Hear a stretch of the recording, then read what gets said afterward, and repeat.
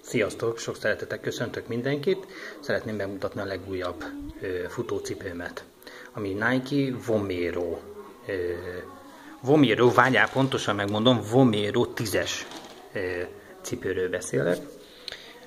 Hát ahogy látjuk, ez a futócipő, vagy a ruházatát is megtekintve, nagyon erős. Itt egy külön réteg van ennek a futócipőnek az oldalán, ami kicsit olyan erősebb anyag, hogy vízállóságot jelent.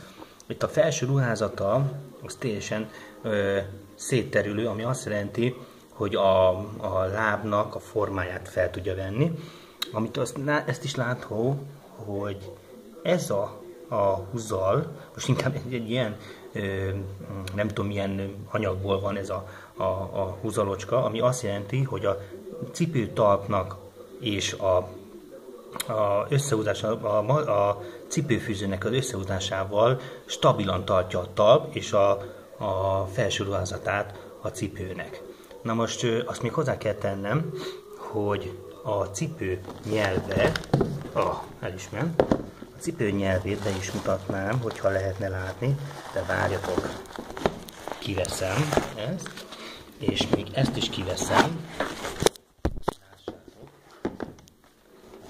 Ahogy látszik, a cipő és a nyelv együtt mozog, együtt van beépítve. Tehát ez azért van, mert amikor meghúzod a cipőnek a nyelvét, akkor együtt mozog a cipővel, ami azt jelenti, hogy nem fog csúszkálni neked a nyelved jobbra, balra, futás közben, akár maratonon, vagy akár ultramaratonon beszélek, vagy akár 21 km-es versenyről beszélek.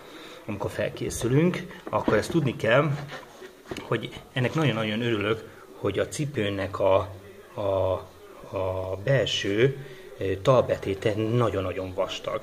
Ami azt jelenti, főleg itt a sarokrészről beszélek, és olyan stabilitást nyújt a cipővel, ez a talprész, ez nagyon-nagyon kitalálta a Nike, hogy én kicsit befele csápásítok, jó, biztos a kilométerek miatt is, másik meg azért, mert nagyon befele csápásító ember vagyok.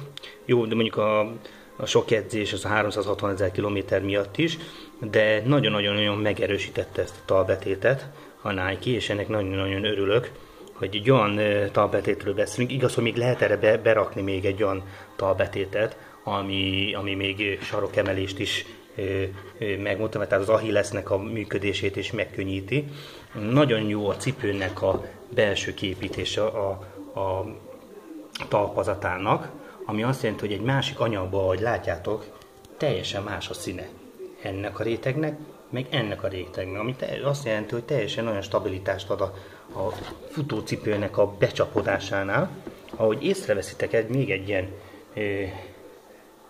ahogy látjátok, hogy kicsit itt ez a széle, állítok már így mutatom, ez a széle kicsit meg van döntve, de azért van megdöntve, mert ahogy a futó vagy sarokra érkezik, vagy lábújhegyre. De a lábújhegyre csak akkor érkezhetsz, amikor már bizonyos kilométer sebességet elértél.